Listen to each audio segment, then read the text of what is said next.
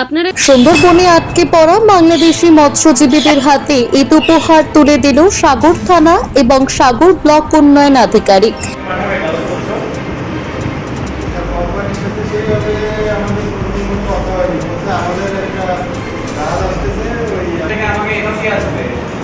আপনার Bangladesh high commission আপনাদের ওখানকার বাড়ি থেকে বা আপনার ওখানকার যে লোকাল দুর্ঘটনার কবলে বাংলাদেশি জাহাজ, ভারতে আটকে 12 জন বাংলাদেশি ক্রিউ। ঈদ উৎসবের আগে ভারতের সাগরে আটকে পড়া বাংলাদেশি 12 জন ক্রিউকে ঈদ উপহার তুলে দিল প্রশাসন। শুক্রবার সাগর থানা এবং সাগর ব্লক সমষ্টি উন্নয়ন আধিকারিকের উপস্থিতিতে ঈদের উপহার স্বরূপ নতুন পোশাক তুলে দেওয়া হয় বাংলাদেশি জাহাজে আটকে পড়া 12 জন ক্রিউয়ের হাতে। পাইলট আমাদের ওখানে রাইতে চলে গেছিল। চলে যাওয়ার পর সকালবেলা জাহাজ অ্যাগ্রাউন্ড হয়ে চরে ঢেকে গেছে। চরে ঢেকে যাওয়ার পর নামাতে পারে নাই। যখন পানি একবারে কমা শুরু হয়ে গেছে, লাস্ট বাটায় জাহাজ ফিরে গেছে। ফিরে যাওয়ার পরে তো আপনারা ইতিমধ্যে শুনছেন, দেখছেন। পরে আমাদের সাগর থানার পুলিশ যাই ওখান থেকে আনছে, আইনে তাদের হেফাজতে রাখছি। টাকা তো আমরা সেভাবে আসি। সামনে একটা ঈদ উপলক্ষে এই থানার বড়বাবু প্লাস ডিপিও স্যার আমরা এসেছে, আমাকে বস্ত্র বিতরণ করছে, ফল বিতরণ করছে সামনে ঈদ উপলক্ষে। তাতে আমরা অনেক খুশি। জাহাজ ডুবার পরে বিভিন্ন পক্ষ আমাদের নিয়ে আসে, তাদের হেফাজতে রাখার পরে আমরা এদের খাওয়া দাওয়া সব কিছু মোটামুটি ঠিকভাবে চলতেছে। আমাদের সামনে ঈদ উপলক্ষে আমাদের বস্ত্র ফল বাঙালি স্যাররা। কতটা খুশি এই যে প্রশাসনের? হ্যাঁ, অনেক খুশি, অনেক খুশি। তাদের প্রতি অনেক খুশি, তাদের ব্যবহার অনেক সুন্দর। সামনে তো ঈদ, আপনারা কি রোজা রেখেছেন? হ্যাঁ, রোজা আছে। এখানে কি নেমাজ থেকে শুরু করে যা যা আপনাদের নিয়ম? নামাজ পড়তে পারতে সব সমস্যা নেই।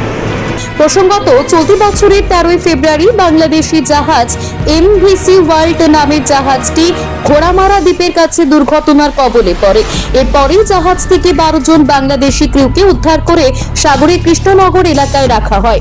ঈদে নিজেদের দেশে পৌঁছতে না পারায় প্রশাসনের পক্ষ থেকে আটকে পড়া বাংলাদেশি জাহাজের ক্রিউদের হাতে উৎসব উপহার তুলে দেওয়া হয়। 12 জন বাংলাদেশি যারা জাহাজ অ্যাক্সিডেন্টের কারণে ডুবে যাওয়ার কারণে আমাদের সাগরে কৃষ্ণনগরে আছে, তাতে এনারা যাতে নিয়মিত এই রমজান মাসে এবং সামনে ঈদ, তাই বিডিও সাহেব এবং মন্ত্রী মহাশয় আমাদের সাগর থানা সবাই মিলে ফল এবং নতুন পোশাক যাতে করতে পারে। আমরা চাইছি যাতে তারা সুরক্ষিতভাবে আবারও বাংলাদেশে ফিরে যেতে পারে।